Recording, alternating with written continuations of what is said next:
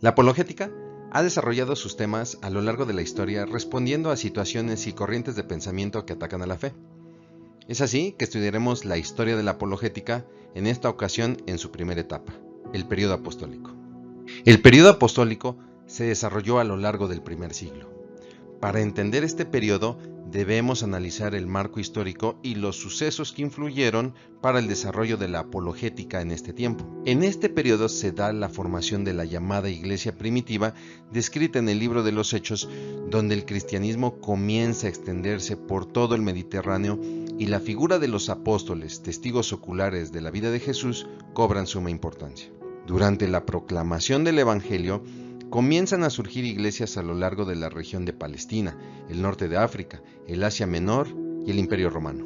De este modo, dichas iglesias comienzan a verse amenazadas, por un lado, por los maestros de las sinagogas que persiguen a los llamados de manera despectiva cristianos, para denunciarlos ante las autoridades como amenazas al imperio. Aunque muchos de ellos decidieron seguir la doctrina cristiana, pero tratando de mezclar la tradición mosaica como la observancia estricta de la ley, junto con la figura de Cristo. Este grupo es conocido como los judaizantes. Por otro lado, también llegaron a las iglesias personas con un contexto religioso politeísta, quienes buscaron llevar sus prácticas paganas dentro de la iglesia, tratando de explicar la naturaleza de Dios o la obra de Cristo desde la perspectiva de sus dioses.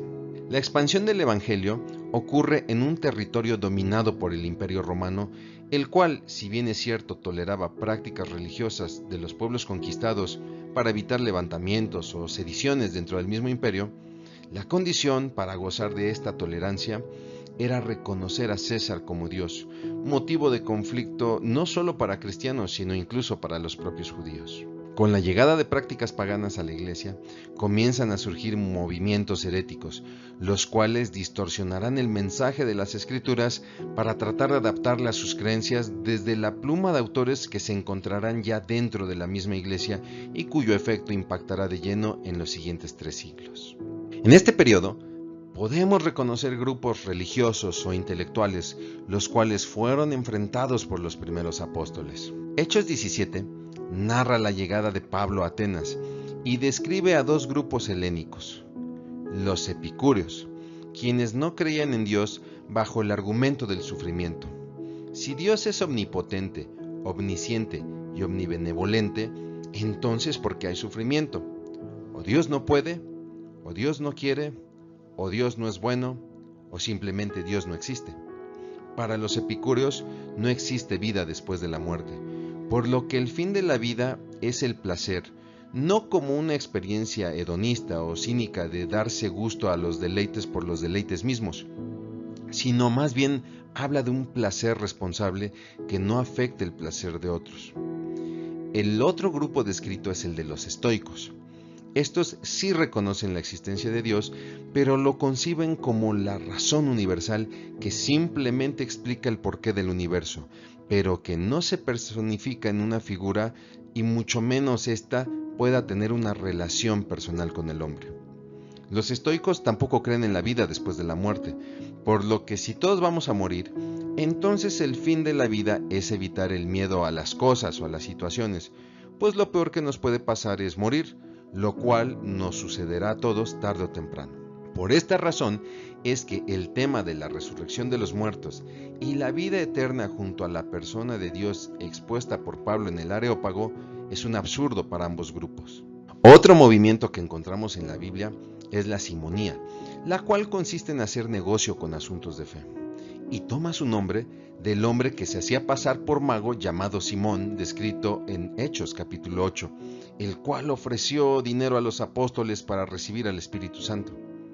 Otro ejemplo de simonía lo vemos en aquellos hombres que recibían ganancia de una mujer adivina o de los que recibían ganancia en la vendimia artesanal fuera del templo de Diana en Éfeso. En contraposición a grupos filósofos como los hedonistas o los cínicos o los epicúreos que priorizaban el placer, había otro grupo de filósofos que tuvieron contacto con pueblos orientales, como es el caso de Platón. Los pueblos orientales consideraban al mundo exterior como dañino, ya que solo provocaba pasiones desordenadas al cuerpo. Es así que surge un grupo de filósofos de corte encratista, es decir, aquellos que afirmaban que la materia era mala, como el caso de los platónicos o los neoplatónicos del primer siglo. Del Oriente también llegó la doctrina gnóstica, la cual profesaba el dualismo cósmico, es decir, la existencia de un mundo material corrupto y la existencia de un mundo espiritual puro, al cual solo es posible acceder a través de un conocimiento superior llamado neuma. Este movimiento influyó el platonismo y se ve ilustrado en el mito de la caverna de Platón. Como figuras apologéticas del periodo apostólico, debemos mencionar primeramente a los 4 evangelistas, ya que precisamente los evangelios cumplieron la función de defender temas de fe que afectaban a la iglesia de esta época. Mateo busca defender la divinidad de Jesús al presentar su evangelio a los judíos como el Mesías esperado. Es por esta razón que este evangelio hace hincapié en la genealogía de Jesús y constantemente refiere de él las profecías mesiánicas del Antiguo Testamento cumplidas en su persona. El evangelio de Marcos es la respuesta a aquellos que no creían en el regreso de Cristo, puesto que muchos cristianos eran martirizados por judíos y romanos. La tesis apologética de este evangelio es que el regreso de Cristo será hasta que el evangelio sea predicado a todo el mundo. Lucas también hace una apologética de la escatología de Jesús. En su caso, presentaba defensa ante aquellos que se decían ser el Cristo, por lo que el argumento apologético de su evangelio es remarcar que el día y la hora del retorno de Jesús nadie lo sabía. Juan enfrentó a un grupo gnóstico el cual establecía que Jesús era un espíritu o un fantasma. Este grupo, al creer que el cuerpo es corrupto, no aceptaba la corporalidad de Jesús, ya que si hubiese tenido cuerpo, entonces no podría ser el Hijo de Dios. El argumento apologético del Evangelio de Juan es la realidad del Verbo hecho carne. Sin duda, el ejemplo más claro de apologética en el Nuevo Testamento es la figura de Pablo. En su epístola a los Corintios, defendió la resurrección de Jesús frente a grupos helénicos que rechazaban la vida después de la muerte. Con los Gálatas, Pablo tiene que ejercer una apologética personal para defender su apostolado frente a los judaizantes que le acusaban de su pasado como perseguidor. Muchos en la iglesia de Colosas adoraban a los ángeles, por lo que Pablo presenta a Jesús como la cabeza de la creación, tanto material como espiritual. A los tesalonicenses les describe sucesos escatológicos para animarlos en medio de la persecución y hacerles ver que su fe no ha sido en vano.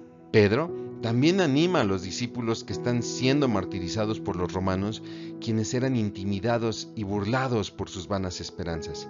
El argumento de Pedro es que el tiempo de Dios no es el tiempo del hombre, por lo que Dios no tarda sus promesas como algunos las tienen por tardanza. Judas presenta una apologética dirigida a los falsos maestros que se infiltraban en la iglesia con el único propósito de dividirla y desaparecerla, lo cual representa un grave daño.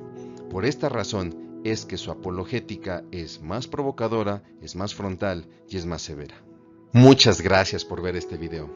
Recuerda que si quieres aprender más sobre este y otros temas, puedes seguirnos a través de nuestra página web www.torrefuerteiv.org/edc o puedes compartir tus inquietudes y sugerencias al correo edc@torrefuerteiv.org. También puedes ver este y otros videos en el canal de la Escuela de Desarrollo Cristiano Torrefuerte a través de YouTube, o puedes observar más contenidos como predicaciones, estudios y devocionales en nuestro canal Torrefuerte en Vivo en YouTube. Que Dios te bendiga.